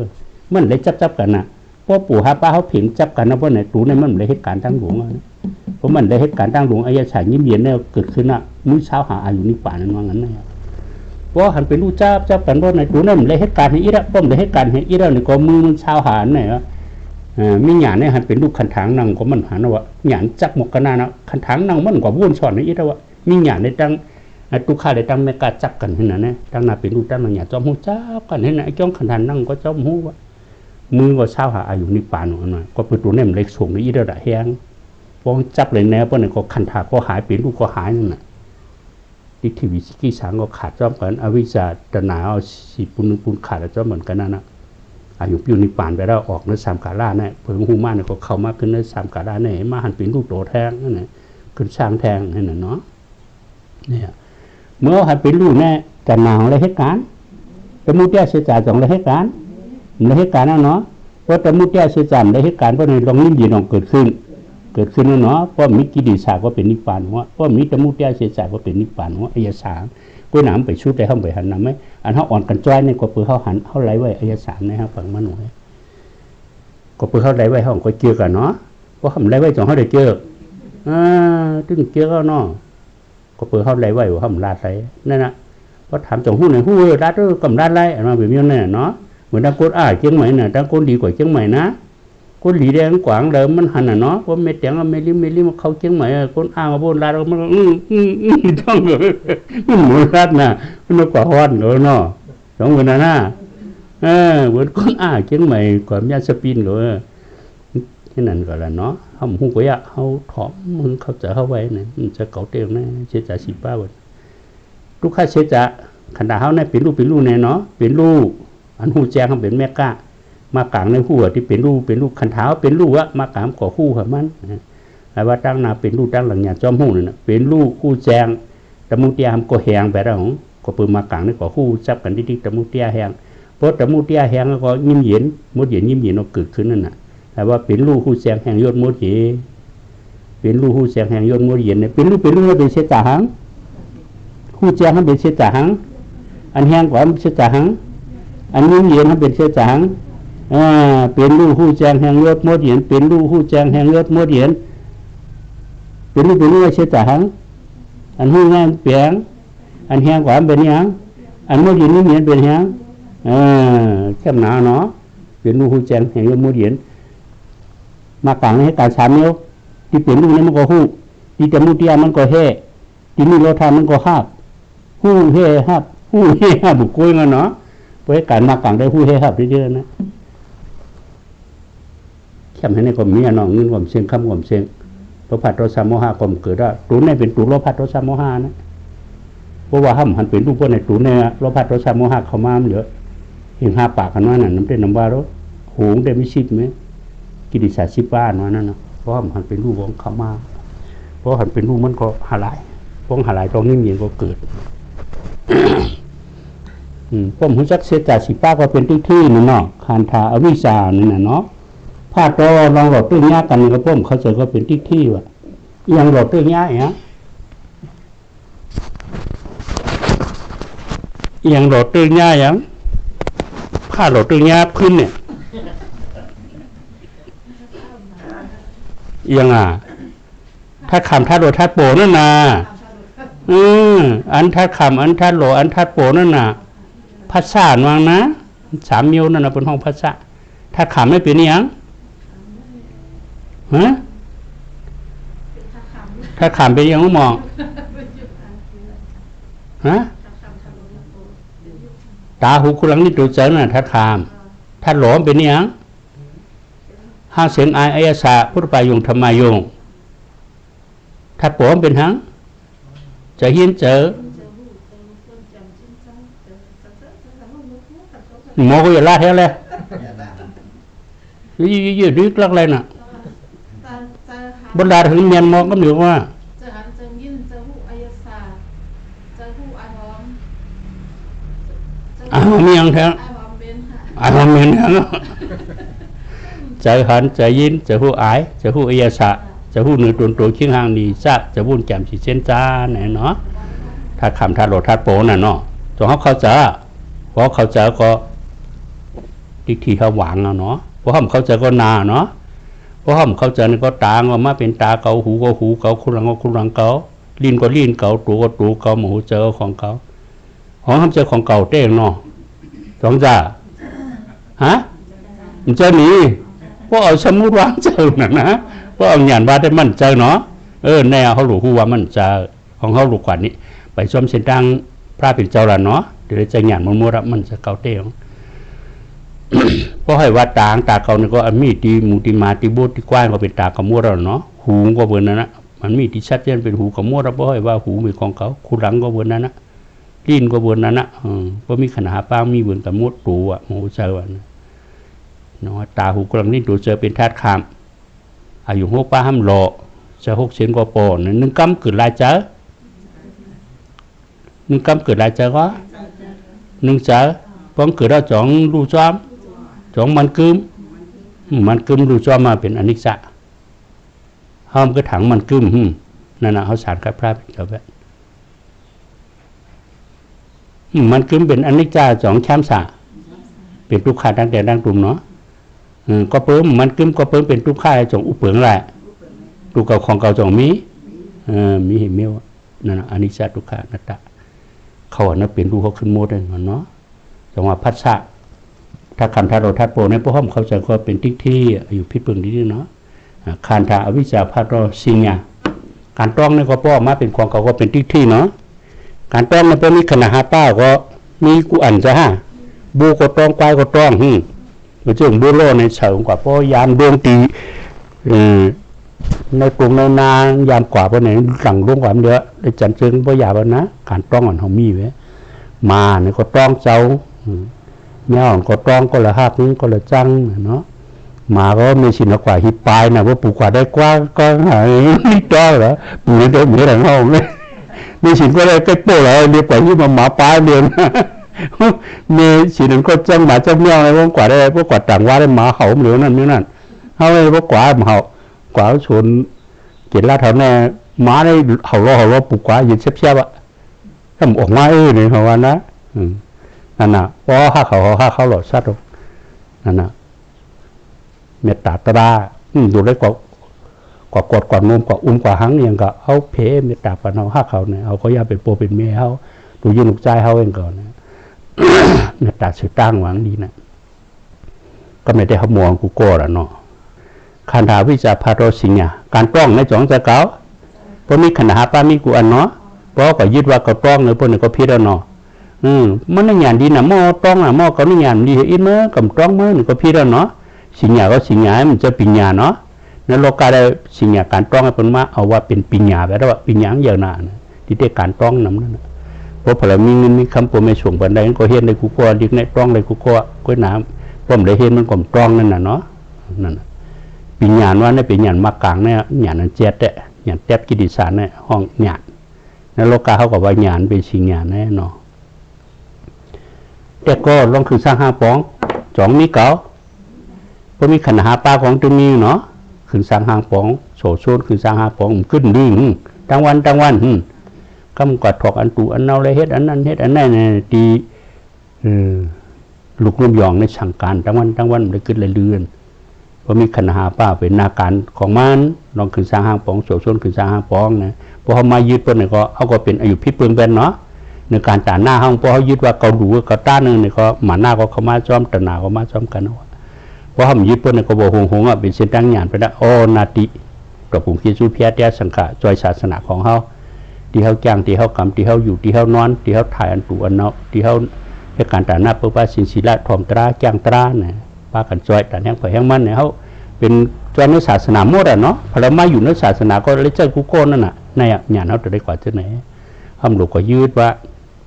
ใครกู้สูกู้เชี่ยนอย่างที่เขากู้สูก็เป็นเส้นทางกามขึ้นเนี่ยนะแต่ว่าหลวงกว่าสมหยานโน่นเป็นซื้อมักซื้อผูกของเขาว่าลูก10 บาท20 บาท100 บาทเป็นซื้อมักซื้อผูกของเขาหมดลูกเป็นหมื่นเป็นแสนก็อย่าพอมายึดเป็นเก่าก็จ่องซุ้มสังขารแรกขันดาลงขึ้นสังหาปองมายึดเป็นเก่าซุ้มมัน100 แสนก็อ่อนเฮ็ดก็อ่อนโกก้องมือก็เฮ็ดจ้องหลวงทุนเนี่ยก็ตายก็เป็นผิดแบบนั้นน่ะเนาะระวังเลยเจอเนี่ยย่อก็ย่อไอ้จ้องตราดองดีเฮ็ดดิเป็นไอ้จ้องปันซ้อมเอาว่าจะมักซื้อผูกไรว่ามันจะได้กว่าเอาปูนเอาอุดเอาไม้เอาร้อนของที่นั่นกว่าในป่านเนาะเหมือนเจอหยาดความหูเนี่ยนะเจ๊ปันจ้องดิเป็นนาทีขณะป้ามันก็เฮ็ดเจ้าสีน่ะสถาเขาเนี่ยเป็นหยาดเนี่ยอ่อนกว่าแต่ออกรอดจอยศาสนาเนี่ยดีที่สุดเพราะใครว่าน่ะปูนก็ย้อนในป่านนี่แหละก็ได้หนึ่งย้อนมันทำไรกับพวกเหตุการณ์นอนในป่านเนาะมันทำการเหตุการณ์ที่กันเนาะนั่นน่ะเขาเฮ็ดเขาสั่งเนี่ยจอยศาสนาเนี่ยการงานเนาะเป็นสมัครซื้อผูกของเขาจอยศาสนาในปุ้นแต่โลกจิ๋วจากก็กว่าซ้อมกันนะย้อนของได้เขาแบบเพื่อการแต่หน้าในของตึงมากมีดีเปลี่ยนในพระเป็นโจโฮไว้ครับมันอยู่ที่ปุ๊บป้าหมงซาพระปีที่โซสีนะสถาเขาเต็มทวนนะเขาดูเขาตาหน้าจอเขาใครมากมีดีเปลี่ยนฮะไม่เบียร์ไหมข้ามใครมีฮะใครมีเบียร์เลยเนาะจ่ามันได้เลยกว่าตั้งหยาหนูเนาะเพราะใครมีกูมีกว่าตั้งกามเนาะกูหน้าห้องใครมีจ่อห้องเดมีพวกปั่นมามันก็มีเดียวให้การแต่งหน้ามันก็มีหรอเนาะนั่นน่ะคำพ้องว่าเขาดูว่าตาน้ำปั่นเขาย้อนว่าทำเนี่ยมันจะเรียกไปเลยที่เตียนได้เขาดูว่ามันตาไปย้อนกับมันได้น้ำมันที่การดูขมุนเข้มใบบนมาเป็นนั่งหัวคำใครย้อนเป็นนั่งหัวคำจ่องเลยย้อนในย้อนเนาะใช้ปุ่งหน้าหับผูเมหรือไม่สีเขียวเลยน้ำชุงนาเขาอยากกู้เนี่ยพันไทยเป็นข้าวมาเชนว่านั่นจ่องเขาเลยย้อนมันเลยย้อน มีมุนเสื่อๆปุ๊บป้าหมูซาปราปีที่ช่วยโจสินะสถาเปิดซึ่งข่าวใส่เปิดดูเปิดต้านนั่นน่ะการตาหน้าเปิดยึดมาเป็นเก่าอ่ะมันเรื่องเปลี่ยนของมันหัวว่าอยู่ที่ปุ๊บป้าหมูซาปราปีที่โจสินะสถาของเฮาแน่นอนเอาเหตุการณ์ทางก็ย้อนกูน่ะเฮาในเฮาเขาตั้งหยันมู่เราอย่างแค่สั้นชุงหรือนั่นน่ะเนาะเนี่ยเป็นซื้อมักซื้อผูเฮาทั้งวันตาหน้าเฮาก็เป็นซื้อมักซื้อผูสินศีลาเขาก็เป็นซื้อมักซื้อผูสมถะวิปัสสนาเขากึกกันกว่าเนี่ยเส้นทางพระยานตะอริยเขาจะอ่อนกว่าเนี่ยเขาก็ไปตกหลอกทางผังมานเนี่ยดีจุ่มซื้อพวกกันเนาะทั้งสังสารลุ่มๆห่มไรเฮ็ดเจ้าไหนห่มไรไปเส้นทางเจ้าไหนเนาะอันนี้เป็นเส้นทางซื้อกว่าจูนิป่านทีนึงทีเดียวเขาหาตายเกิดมาเนี่ยไปจอมเส้นทางตะมูเตียเส้นทางกดเส้นทางโคดเส้นทางง้อตายเกิดกว่าอยู่อเปสิติมุนเพราะว่าอาจารย์ในแต่กรรมนี้มุนมีเลยไปจอมเส้นทางมากลางเส้นทางซื้อลูกตีวัวได้กว่าจูนิป่านเป็นยังเป็นเส้นทางซื่อกว่าจุดนิพพานเป็นเส้นทางหันอวิชชาตนาตายเป็นเส้นทางเป็นเสาหินวัดเสาหินนั่นว่าน่ะเนาะเปลี่ยนมันองค์นั้นจะเฮาก็มันได้อติทิละอติสิกะอติปัญญาว่านั่นศีลความรู้สมาธิความรู้ปัญญาความรู้เพราะเป็นรู้ชุดวองเป็นเสาหินไปแล้วอะอยู่ทางเสียจาเราเป็นนิพพานนั่นนะเส้นทางของเฮาจะเส้นทางซื่อเส้นทางมากลางเฮาอ่อนกันเฮ็ดคานธาอวิชชาพาดอสิงหาแต่ก็อายนิโซเอาเข้าสพิษว่าเป็นติ๊กที่ว่ะพระเป็นเจ้าว่ามีขณะหาป้ายเขาเอามาว่าเป็นเขาไม่ยินใจเป็นในสองพิษเป็นอายุพิษเป็นพระเป็นเจ้าไปแล้วเนาะแต่ว่าเอาเข้าสพิษว่าเป็นติ๊กที่เนี่ยเพราะเขาวุ่นสอนน้ำหนาเพราะไหนเอากว่าเอาโรเล่กันเพราะไหนเขาจ้างกวางอะมาเป็นเอาเข้าสพิษไปละสร้างกองเปิดของมันน่ะเนาะสร้างมือไปผู้หังในพระเป็นเจ้าก็เอาตานหน้าจันเนาะศีลานปันสมถะปันในเขามันเช่ขึ้นกับมากรุงอายุ5ป้ายจะปลายออกให้การเช็ดจานนั่นน่ะพระเป็นเจ้ากุศลสุเปิ้นห่อฮกกฐาเนาะเขาห้ามแต่เกิดในญาติหน้าศีลากฐานั่นบางจาจะมีญาติตั้งหลวงบางจาเนี่ยก็ญาติสมถะเนี่ยคือแทง3กฐาห้อมตอนญาพระเป็นเจ้ากุศลสุเปิ้นห่อฮกกฐาตาหน้ากฐาจุงจะเอาอันเมื่อกันเรื่องเพราะเย็นเงี้ยศีลากฐาเย็นเงี้ยเพราะเลยกัดเลยเย็นเอาสินศีลานปันกัดเย็นเอาอาชักปอดน้ำทุหังเอาสมถะปันหึอาชักยาวเพราะสมมติถ้าปัญอาชาริยาเจิงนี่มาเพราะในจงก็เช่ละเนาะกับมากรุงไอ้ยัง5ป้าเนี่ยท่วงก็เหมือนตั้งหมากาบดูเบอร์เหมือนตั้งกาเลยกวนเนื้อทุกข่ายลายๆเนี่ยเนาะพระเป็นเจ้าเช่ขึ้นกับมากรุงอายุ5ป้ายปลายออกแล่เนี่ยเนกขมะพระเป็นเจ้าจะปลายออกเพราะปลายออกก็โคปันเชจ้าเนี่ยเขาหาแน่เลยถ่อมตั้ง6กฐาน่ะเนาะแต่หน้ากฐาเขาก็เลยถ่อมศีลากฐาเขาก็เลยถ่อมสมถะกฐาเขาก็เลยถ่อมเนาะแต่หน้ากฐาศีลากฐาเตกะกฐากรรมนะอรินวากฐาเนกขมะกฐาทิสากฐาเขาก็อ่อนกันปลายออกขึ้นเยมากุโกะเนกขมะทิสาเนี่ยมาถ่อมศีสาตราเนี่ยพระเป็นเจ้าโคฮุกกฐาเจ้าเนี่ยเนาะก็แน่อันมือห้ามไปปองไปแรงจงเขาเลยถ่อมฮุกกฐาเจ้าไหนได้ถ่อมเนาะเนี่ยเขาอยากเขาจะพิษเปิ้นถ่อมก็เรื่องของเปิ้นเนาะมือเปิ้นไปญาติเสียจานก็เรื่องของเปิ้นมือห้ามหูเขาก็บ่นเปิ้นนั่นเขาในหลุมโมเป้เจ้าเจ้านั้นจงเทเล็กกว่าเช่นเน่เปิ้นเต็มได้ยุกยองเป็นหมาหน้าก็เช่นเน่เปิ้นหูหังนั่นเนาะอันเปิ้นหูก็พอเขาจอยได้ก็จอยพอห้ามจอยได้ก็ยาวไงยามเป็นโปเป็นเมย์เป็นลูกยิงลูกชายของเขาเนี่ยเอาเมตตาสื่อตั้งเพราะจุงจันไรเนี่ยเขาเปิ้นก็ไรหลีเขาก็ไรหลีเพราะเปิ้นไรหลีเขาก็ดีเนาะเพราะเปิ้นหันตะลาลองกันเย็นมาเปิ้นก็โจมบุญคุณของมีตีเนื้อกันนะยามเป็นโปเป็นเมย์ลูกยิงลูกชายกันนั่นน่ะอะไรว่าคนให้การตะลาเนี่ยมีเมตตาหักมาหมดจุงจันเปิ้นอันมาเป็นเนี่ยเป็นนาทีเขากูก็จอยศาสนาเหมือนจึงเจ้าอมาตสันติอมาตชมหอมกุจจัดตัวป้อนิพพานมาก็จอยศาสนาเจ้าไหนให้การตาหน้าแลเปิ้ลพระสินศีลาแลถ่อมตราแลแก้งตราแลเนี่ยทึกโซนเปิ้นให้หนักซบในหอมมาเดี๋ยวมือปานประตูมุตราพระเพิ่นตัวป้อเป็นพระเป็นเจ้าเฮาเนี่ยเมาดังเราให้เราปีเหียก็กัดถ่อมตราเป็นญาติตาเป็นนั่นนะเอานิพพานในกลางเฮานั่นท่านนั่นเนาะเนี่ยอันโสส่วนเปิ้นก็กุศลนะมีนาทีเฮากูก็นาทีจอยศาสนาจองจะนาทีหลีนาทีหลีเนาะเขาอยากเขาจะพิษเปิ้นจันเปิ้นนั่นจันจะหือในพวกเรื่องของเปิ้นเนาะเขาก็เปลี่ยนมาเสียงนะเขาหลุดเตรียมดีตัวเขาไหนอย่าด้วยที่ยุคนำขนาดของเขาเนี่ยเพราะเขาจะพิษเปิ้นก็เป็นติ๊กที่ไปแล้วอายุพิษเปิ้นไปแล้วเนาะเพราะว่าเขาในแก่มันแก่เนี่ยก็เป็นติ๊กที่ไปแล้วเนาะเพราะมีเก่ามีมันนั่นน่ะนะขณะหาป้าเนี่ยมันมีเก่ามีมันกันเนี่ยมันมีเก่าฮะเพราะมันเข้ามามีวะเนาะเขาหูหังมองกว่าเนเบิ้งเขาได้ทำมามีก่อนนะมันว่าเอาพี่ดูดีมาเพื่อนเนาะเพราะมันมีกว่าเขาก็มีกว่าจ้องกันนะแล้วว่าเพราะเจ้าหยาดก็มีขนาดหาป้ายก็มีก็มีมากครับหลวงเขาจะพี่ทางนั้น โยนิโตมนาสิกาละป่าป้าไม่ตะปองแต่ก็พิษว่าเป็นติ๊กที่ว่ะสองพิษเขาปองแต่ก็พิษออกมาตั้งสู่ตั้งสารเนาะบอกเขาก็เป็นติ๊กที่แมวก็เป็นติ๊กที่ผูติ๊กที่เมติ๊กที่พี่น้องแต่ก็ได้ใช้สมุนตัวสึกก็เป็นติ๊กที่หมดอ่ะผมเป็นปองเสียจานนี่นะสองจ่าจัดแน่เผื่อให้มาเลยมาถ่อมเสียจ่าตัวรู้เป็นติ๊กที่ออกมาตั้งสู่ตั้งสารเนี่ยปองแต่ก็พิษออกมาปานพระเป็นเจ้าก็ปองแต่ก็พิษกว่าตัวอวิชีเป็นเนาะอาสาตตานั่นน่ะปองเทวตานั่นน่ะเทวตาเก่าน่ะเทวตาในฉันในวิเลยของในโลกาเนี่ยนะอาสาตตาลูกขุนอคำเป็นพิสาราเพราะอยู่นั่นน่ะเอาไว้เสียสมาดิทวติมยาตรงนั้นน่ะเฮาหาเนี่ยก็เบิ่นอาสาตตาดอกเนาะมัญญาศาสนาเฮาจำฮู้เพราะมันอุบมาปุ๋งใจบ่ในจึงหลังก่อนกว่าดูกว่าร้องเจ้าเมียทั้งวันเนี่ยบ่เมียดอกจงเฮาเมียเฮาชูมันเนาะบ่เมียดอกเฮาชูมันน่ะนั่นน่ะเฮารู้ฮู้ดอกเนาะอันทอดแม่เป็นอย่างแนวรู้ฮู้นั่นน่ะเส้นตั้งเฮาในตัวแม่ที่สุดเส้นตั้งมากลางของเฮานี่เนาะนั่นน่ะป้องได้ก็ผิดว่าเป็นที่เนี่ยฉันได้วินแลโลกิจานไล่น่ะติวตาตั้งกว่าอวิชีอยู่เนาะอันเฮาหาได้อ่อนกว่าอยู่มาจะแม่สองฉันเนี่ยเฮาฉันอ่อนกว่าเชิงนี่คือซ้อมละลายเนาะเพิ่นถ้าเฮาอยู่กับเฮือนนึกถึงให้ถึงนานในส่วนนั้นคือเฮาอยากเป็นรูปภายจังจันทร์เรียนนั่งเรียนเหตุการณ์ก็อยากเป็นรูปสบายเป็นจึงมักซื้อผูกของเฮาเงินรวมเสียงคำของเสียพิดรวมได้พิดกันเมื่อกว่าได้ถูกมาปกความมันเฮาไว้จะมีหน้าเพิ่นมาพิดกันนั่นเนาะกำดูได้กลมกว่าจมมื้อเด้อปกก็เพิ่นมีได้หนังเป็นเจ้าชู้เหมือนเมื่อกว่าได้อยู่มียาโจกันไม่ค้ำกว่าเนาะอ้อกะมานางอก็เป็นเจ้าเป็นเจ้าชู้แบบนั้นเจ้าเมียป้องได้ก็พิดเป็นที่อาสาตตาป้องเทวตาน่ะเนาะเทวตาวางมันเอาโปมาตายให้ขุนนกคำเลยก็ได้เอาก็จะมาตายให้พระเนี่ยมันก็ยุ่มเต้เนาะกว่าเอาโปงขุนนกคำเป็นพิสาราใส่คอกแบบนั้นขุนนกคำมาเป็นสระป่านะลูกลุงเอาใส่คอกไปเทียนั้นนี้จากปันเม้งกว่าส่งตั้งกินในเม้งในแล้วเขาแม่นองรูปด้วยทั้งน้ำพึ่งแม่นากว่าปันปุ้งก๊อกกินในวันประเทศหนังนี่จะเรียกเงินเนาะฐานะนั้นนะเผื่อคู่มากเพราะเนี่ยอาจารย์ตาดิวตาก็ลินอื่นน่ะมันก็คุกเสดายโอคุกเจี๊ยจุยน่ะโปก็แน่ลุงก็ตึกมีมาน่ะขอบลุงหนึ่งหักลุงหนังจงโปหักคาบนในห้าแม่นางหอกคำก็ว่าโอ้หักเหลือในก่อนนั้นเจ้าเป็นพำเป็นมือเย็นมือเจี๊ยบพวกนั้นโปในอวมสูบนองให้ป้อมฮัดคายเอากดลูกตื่นโปขังอื่นไปเรื่อยนะถ้าได้เนาะก็จะโกนกว่าตัวโปก็ตายเป็นนักคอเขียวนะเอาโปตายลูกอภิสิดิวตาคนลินอื่นมันก็โรคเจอเนาะขึ้นอยู่ย้ำเจตนาจะมีสตั้งสามไหม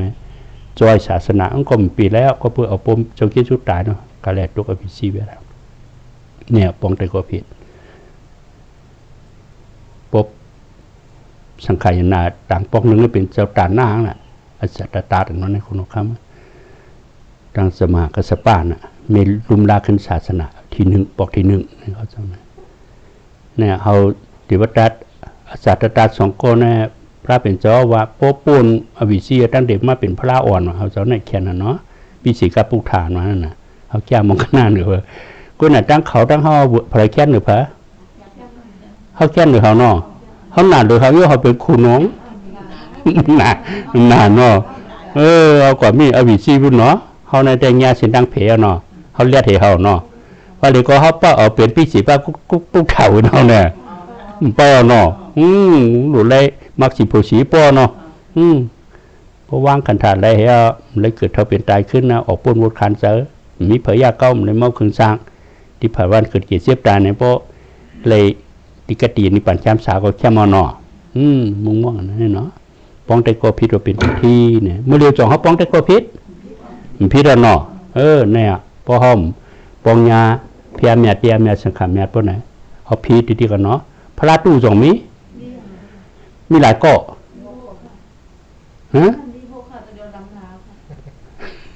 มีหกก็เนาะปานพระเป็นเจ้ามีหกก็ตราตู้จองมีสังขารตู้รู้ปานเท่าในจองมิวเปิดเถอมีหลายป้าพระตู้มันก็มีหกป้าไงอะพระตู้ปานพระเป็นเจ้าของเพมันน่ะลุงน้องตะเป้เผิกของมันน่ะเนาะตราตู้ก็เอาของนั่นมานั่นน่ะสังขารตู้ก็เขานั่นนะลุงน้องตะเป้จะลงจะลุกน้องตะเป้พลาดเนี่ยป้อมจะเป็นลุงน้องตะเป้พลาดตู้นั่นน่ะเนาะเขาแต่ละโมอยู่โมกินเนาะเพราะโมอยู่โมกินเขาก็เป็นลูกพลาดเจนั่นน่ะก็เป็นลูกพลาดตู้เริ่มได้ใส่เนาะสองใส่ฮะ ใช่อีแล้วเนาะพระตุตระตุสังฆาตุเนี่ยพอญาพระเตตระเตสังฆาเตของคนเมียเนาะพอญาอันตุบ่ได้ซุมพอแม่พี่น้องสุเมียวเจอเครือสองเฮาญาอันตุซื่อนั่นญาเนาะก็เปิ่มป่องเสียจะเนาะก็เปิ่มป่องเสียจะตราเนี่ยมันเลยเฮ็ดก็กระยาน้าไม่ตะมีผู้จุงจันสร้างดังเนี่ยก็เป็นติ๊กที่ของแต่ตั้งตุแม่ป่องป่องเสียจะเนี่ยก็หันเส้นทางออกนั่นน่ะเฮาหาเนี่ยก็ป่องเสียจะคือป่องทางติ๊กการเฮาเนี่ยเป็นดำรงคือกันเนาะการส่วนตัวส่วนรวมในอันละไอ้เยอะๆส่วนตัวเยอะๆเนาะการก่อนปนมาในส่วนตัวเฮาได้ไว้เป่าปลายเฮ็ดส่วนรวมติ๊กเนาะเอาในกว่าจองเฮาได้เฮ็ดการส่วนตัวเฮาเป็นที่1ส่วนรวมดังส่วนตัวในอันละได้เฮ็ดที่1ส่วนตัวที่1เนาะพวกเฮาเข้าใจส่วนตัวเฮ็ดที่1ส่วนรวม2ปากันเนาะเฮาอย่าไปว่าเฮาเฮ็ดการส่วนตัวส่วนรวมได้เฮ็ดอย่าไปเข้าใจซื่อนั้นเขาเฮ็ดส่วนตัวนี่ก็ป้าส่วนรวมมาอย่างแจ้งแจ้งหรือเก่าว่าเนาะอุกวิวาเฮ็ดการเมียวยาว2เมียวอ่ะเพิ่มนู้นนังอยู่ในสมาธิเฮ็ดการตราก็เปลี่ยนแค่ให้ในเมียวก็ถามว่าเฮ็ดการตรามและเฮ็ดการทางในกำพองเขาจะพิจารณาเนาะกว่าเขากรรมฐานกว่าจ้างตราในตั้งข้านเนี่ยมั่งเนี่ยก็ไปข้านนั่นน่ะต้องไปมาจ้างตราในคำใกล้เนี่ยข้านไก่ที่ก็เดี๋ยวข้านฮะมันข้านใกล้นะเดี๋ยวข้านนะมันใกล้เกิดใกล้เท่าใกล้เป็นก็ตายรึนเดี๋ยวข้านเอานะเดี๋ยวข้านเกิดข้านเท่าข้านเป็นข้านตายอ่ะให้กายเมียวก็2เมียวอ่ะเป็นว่าเขาคนขี้ข้านเนี่ยเนาะข้านเต้นนั่นเนาะเพราะอันจะเป็นใกล้ได้เป็นเฮ็ดการออกรอดก็ใจให้ฐานก็ยิ่งให้ฐานเอาเป็นเฮ็ดเหรอเนาะมันให้ฐานพิจารณาไปได้หรอนะถ้าฐานกูตั้งเกิดตั้งเท่าได้เป็นตั้งตายนั่นน่ะเพราะฐานพระเป็นเจ้าได้จะได้ฐานตึกกิเลสาวนะจะได้ฐานตึกกิเลสาถ่อมตระพิษว่าเป็นติ๊กที่ว่าขันธาอวิชชาพาโตติญญาแต่ก็อายนิโตมนาสิกาละปาปามิตะปราโตโกโตในถ่อมตระพิษก็ติ๊กที่ตระก็มีเป็นมุกลามีแล้วเนาะสุกตานวิเนพิธมาเนี่ยเปิ้นเฮาสุกตานเฮาก็เกเสซ่อมก็ดีสร้างเฮาอภิธรรมาแก้งการออกรอดเนี่ยเฮาก็ดูรักแหลมเนาะเป็นในยุคนั้นนำกล้วยเอาเนี่ยสร้างเฮาอ่อนกันไปมาพอตีแน่ๆอ่ะเฮาไปเฮากว่าหันขึ้นอันแต้มๆบนในญาณเฮาก็ตู้ต้วนแล้วหรอขึ้นสูงๆกว่าขึ้นกะข้างหน้าขึ้นสูงๆกว่าขึ้นกะข้างหน้าเพิ่นเอาซีบโลเฮ็ดเอาได้พลังเมื่อวานนี่มาให้กะข้างหน้าเนาะจ้องหลงเนี่ยเขาพลานั่นคือที่ว่าเอาซีบโลเฮ็ดทางนั้นก็ให้กะข้างหน้าแทงว่าจังนี้พลาอย่างต้องไม่ให้กะข้างหน้าเด็บเจ้าฮะนี่มาให้กะข้างหน้าเพราะนั้นให้การส่วนตัวเฮาเนี่ยอยู่ยุ่งอ่ะเนี่ยการส่วนตัวน้ำยัดหรือต่างสมโตหรอกยังขนาดเป็นรูปเฮานะมันจะเต็มได้ต่างสมโตเต็มเลยไว้เพี้ยแต้สังขารเพิ่นได้ว่าการส่วนตัวเฮาน้ำยัดหรือนั่นเขาหลวงปู่อธิเปียความหมายถ้าเป็นเจ้าวางเจ้านันตาน่ะอันเขาโหไว้เลตราเนี่ยเอาแจ้งกำจ้อมเนี่ยเป็นอันยุ่มยำเขาที่ชุดเราเขากว่าไว้พระนั่นเป็นเส้นดังกามนะเขากว่าดูซ้อมโตนั่นเป็นเส้นดังกามนะอันเขาแจ้งแยกขนาดเป็นรูปเป็นเส้นดังอย่างนั้นคือพอให้การออกรอดเนี่ยมันรู้เรื่องให้การส่วนตัวเขาอันผู้ว่าเนี่ยอย่าไปเฮ็ดอันรู้อันเดือดมาเนี่ยแต่ว่าที่ปู่ก็ปู่ชุ่งกล้วยมันดับออกมาใครคือไม่สินเอาเลยการทับกันที่เต้นกว่าช่วงนั้นวันให้เดียงก็ย่อคืออยู่ในตรานั่นนะแม่ที่สุดอ่ะแก้หรือเขาไว้พระแก้หรือเขาต่างชอบโตแก้หรือเขาดูหมอกน้ำไผ่เตี้ยนนะอันนั้นอย่าขนาดเป็นรูปเป็นรูปนะนาการความแม่ที่สุดนะจะมาเสื้อบุกของเขายินเสียงนาฬิกาจะได้เป็นรูปแล้วจะมาเสื้อผงนั่นไม่มากกว่าเป็นรูปกัดมากกว่าเป็นรูปเจ็บมากกว่าเป็นรูปยากกว่าน้อยยุบน้อยหนำดูใจของเขาเนี่ยคำจับรู้เลยกว่าเฮ็ดอันรุ่นอันหรืออันนี้มันจันกันอันมันกันเรื่องที่พวกเขามาในศาสนาอันนี้เขาเฮ็ดเป็นอันรักเหลี่ยมนาการทั้งหมดเดียวนะเขาเฮ็ดนั่นนาการรักเหลี่ยมเพราะเขาออกในห้องก็เฮ็ดขึ้นหรือเพราะเขาในห้องอยากไปเฮ็ดแต่เขาจะอันนี้เป็นปัญหาไว้จะหัน2 ปาดเห็นกันนั้นเมืองไทยกับญี่ปุ่นนะ